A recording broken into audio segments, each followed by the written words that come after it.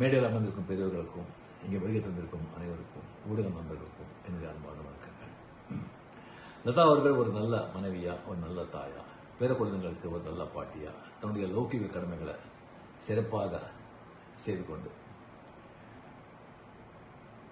இப்போ இந்த செல்போன் யுகத்தில் இளைஞர்கள் சில பெரியவர்கள் கூட நம்ம பாரத நாட்டின் மகோன்னதமான சம்பிரதாயம், அதோடைய கலாச்சாரம், அதோடைய அருமை பெருமை எல்லாம்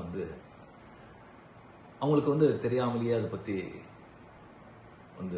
ஒரு அறிவு இல்லாமலேயே ஒரு வெஸ்டர்ன் கல்ச்சருக்கு அப்படியே இளைஞர்கள் போயிட்டு இருக்காங்க.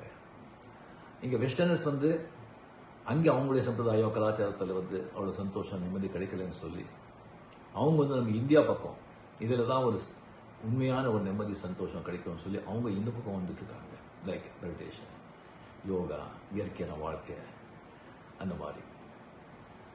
ஸோ நம்ம பாரத நாட்டின் அந்த மகோன்னதமான அந்த கலாச்சார சம்பிரதாயம் அருமை பெருமை எல்லாம் இளைஞர் மக்கள்கிட்ட போய் சேர்க்கணும், அந்த விழிப்புணர்வு ஏற்படுத்த வேண்டும் அப்படின்னு சொல்லி லதா அவர்கள் இருக்கிற எல்லா முயற்சியும் அந்த ஆண்டவன் அருளால் வெற்றி அடைய வேண்டும் என்று நான் ஆண்டவனை வேண்டுகிறேன். வாழ்த்துக்கள். நன்றி. வணக்கம்.